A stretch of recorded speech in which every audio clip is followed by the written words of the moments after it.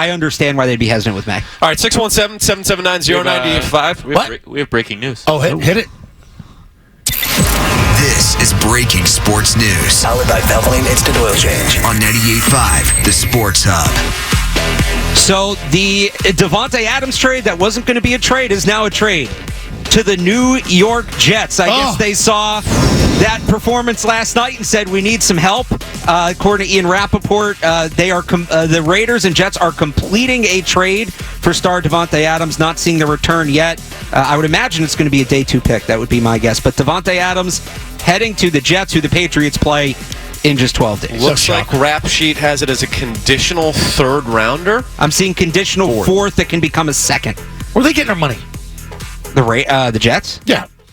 Where are they getting their money for this? Look at what they're paying all these guys. They got a ton of first rounders that they paid on big contracts. Rodgers is making bank this year, next year.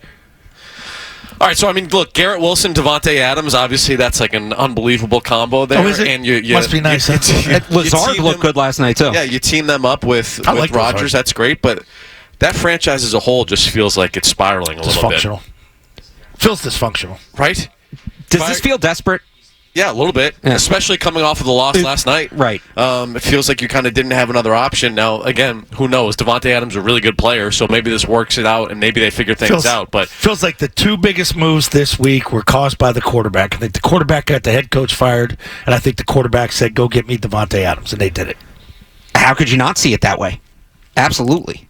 It's the only way I see it. Like you could tell there's something wrong with him and Salah.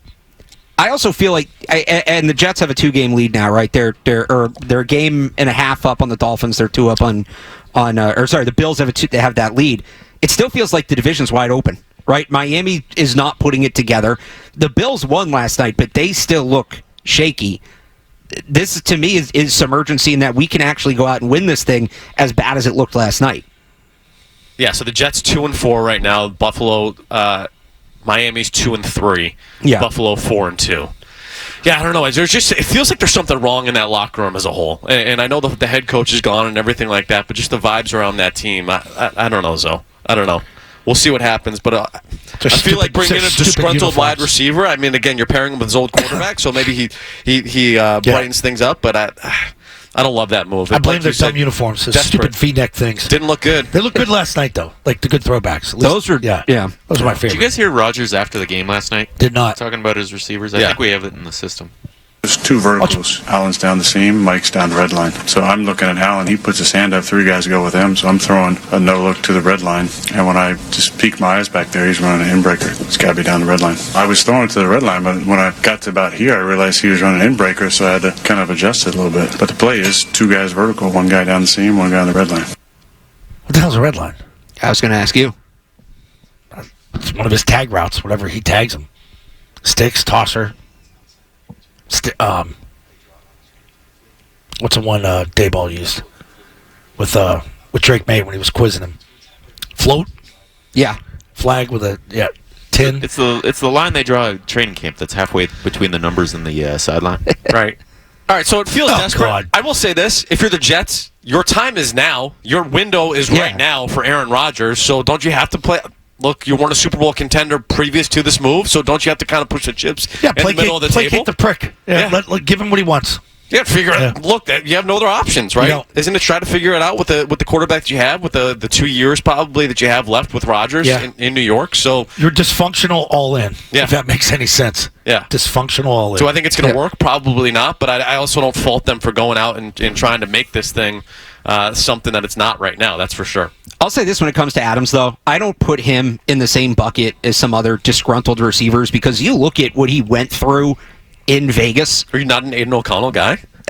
No? Well, remember the clip from the wide receiver series where he's contemplating Garoppolo? retirement Oh, my God. instead of continuing to catch passes from Jimmy Garoppolo? Like, he went there to play with Derek Carr, who was his college teammate. That gets blown up in 2 months, and then he just gets this rotation of backup quarterbacks. Like, he had a reason to be disgruntled to me. I think a lot of these guys shoot themselves out of good situations because it's good, but they want great. I don't fault Adams for what happened in Vegas. I fault the Raiders. If you were Elliott Wolf, would you have kicked the tires on Davante Adams here for a conditional 4th? I mean, you have to pick up the phone and call, but at that age, at 32, He's like 31. Yeah. 32 or 31, whatever. You got a lot of miles on the guy. He's not the fastest guy, 31. but he's a hell of a possession guy. Runs great routes.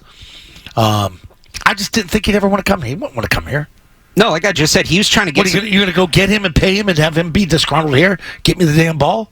You know? He was trying to find quarterback stability. And look, maybe you call him after yesterday and say, "Do you see what hey, Drake look at May this." did?" Yeah. But before that, like we all like Drake May, but he's an unknown. He is an unknown around the NFL. So I think he wanted to go somewhere. The two reports were the Saints, which, again, Carr, who he'd played with, and the Jets with Rodgers, who he'd played with. It was very clear what he was looking for, and it wasn't here.